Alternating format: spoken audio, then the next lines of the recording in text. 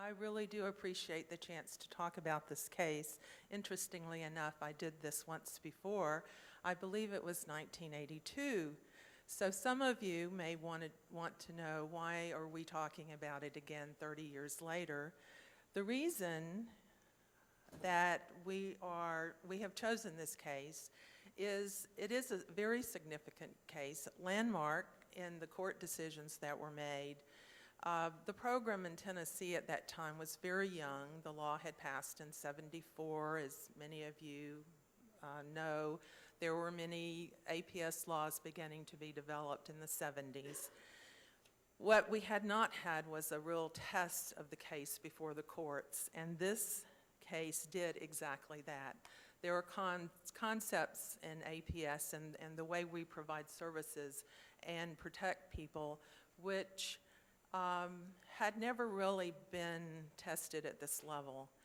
The idea of someone lacking the capacity to consent to services, being in imminent danger of death, those were key pieces of this case, and ultimately the court decisions and the opinion written by the Court of Appeals in Tennessee. I want to go directly to talking about who Mary Northern was, and it's important for you to know that APS, when we became involved, did not know the things I'm about to tell you. A lot of this came from very eager reporters who were researching her life and doing articles on her daily in the afternoon paper. But it's important, I think, for us to know who she was as an individual. She was an artist. She was actually a well-known artist in her time.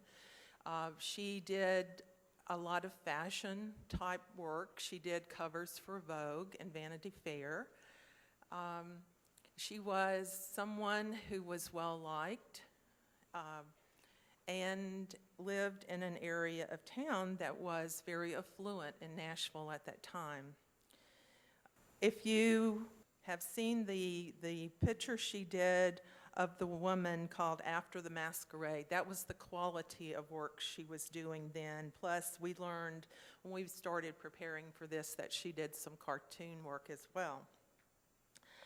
She was educated at Belmont University. She was someone that her classmates had really liked, and one of the things she did was ride horses.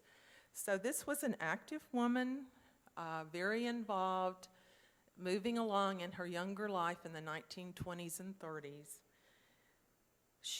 But she continued to live at home with her parents. She never married. Ultimately, when her parents became older and frail, she became the caregiver.